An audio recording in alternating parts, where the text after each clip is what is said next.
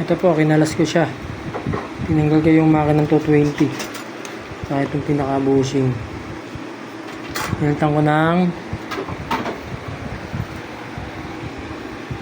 12 volts motor pan.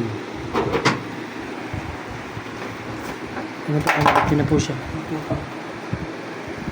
Nakikabit ko na po siya. Ginawa ko ng paraan para makikabit.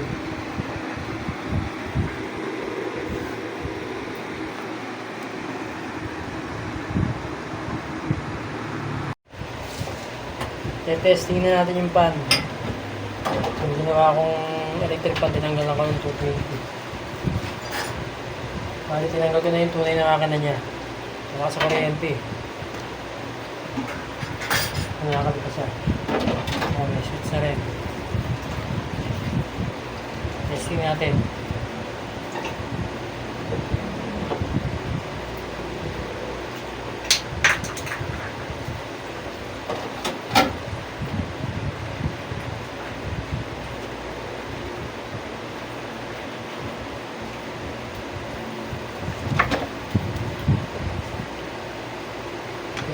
Testing.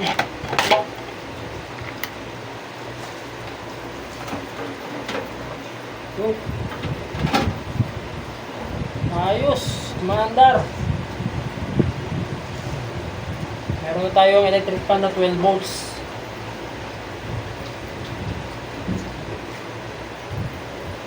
Volts lang po siya.